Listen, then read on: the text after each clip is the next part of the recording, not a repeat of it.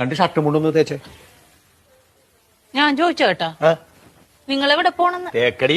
എവിടെ പോണെന്ന് ചോദിച്ചിട്ട് അത് പറയാനില്ലല്ലോ. അതല്ലടി, മലയാളത്തിലല്ലേ പറയണത് തേക്കടി. നല്ല സൗകര്യമില്ല. ഇംഗ്ലീഷിലല്ലല്ലോ പറഞ്ഞത്, മലയാളത്തിലല്ലേ പറഞ്ഞത്.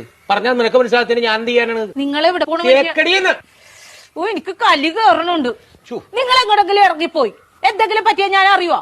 സ്ഥലം പറയാണ്ട്. ഇനി അത് പോട്ടെ, ആരെങ്കിലും നിങ്ങള് തിരക്കി ഇവിടെ വന്ന് ഇവിടെ പോയെന്ന് ചോദിച്ചാൽ ഞാൻ എന്ത് പറയും? നിങ്ങളെ ഇവിടെ പോണ പക്ഷെ അത് പറ ആദ്യം. തേക്കടി. ഇങ്ങനെ ഇരിക്കണ റെഡിയായില്ലേ? ഷർട്ടും കൊണ്ടും തേക്കാൻ പറഞ്ഞിട്ട് അവള് തേക്കാനല്ല. നല്ല സൗകര്യല്ല തേക്കാനായിട്ട്. പോണ സ്ഥലം ഇതുവരെ പറഞ്ഞില്ലല്ലോ. എടാ, ഒരു 100 വട്ടം ഞാൻ ഇയാളോട് ചോദിച്ചു എവിടെ പോണെന്ന്. എന്നിട്ട് അയാൾ തുണി നാക്കണ കാര്യം പറയണല്ലാതെ പോണ സ്ഥലം പറയണില്ല. എനിക്കും പറ്റൂല. ഇയാൾക്കാ പറയാൻ കഴിയില്ല. നീ എങ്കിലും ഒന്ന് പറയാം എവിടെ പോണത്. തേക്കടി. ആഹാ, അത് കൊള്ളാലോ. ദേ ഒരു കാര്യം ഞാൻ പറഞ്ഞേക്കാം, എന്റെ കെട്ടിയൻ എന്നെ ഇടിപൊടി എന്ന് വിളിക്കും. എന്ന് വെച്ച് കണ്ടവന്മാര് വീട്ടിൽ കയറി ഒന്ന് ഇടിപൊടി എന്ന് വിളിച്ചിട്ടില്ല, അടിച്ച കാരണം വിളിക്കും. പറഞ്ഞാൽ മനസ്സിലാവൂല. അതാണ് ഞാൻ പറഞ്ഞത്. ഞാൻ പെടാപ്പാട് വെട്ടിയിരിക്കണ ഇപ്പൊ ഇവിടെ കിടന്നു. നിനക്ക് എന്നാ കാര്യടാ എന്നെ ഇടിപൊടി എന്ന് വിളിക്കും? തേക്കടി. ഞാൻ ഒരു വട്ടം പറഞ്ഞു, ഇനി ഞാൻ അടിക്കും, സത്യമായിട്ട് അടിക്കും ഞാൻ. മനസ്സിലായില്ലേ ഇപ്പൊ പറഞ്ഞത്? പിന്നെ പറഞ്ഞാലല്ലേ മനസ്സിലാവുള്ളൂ.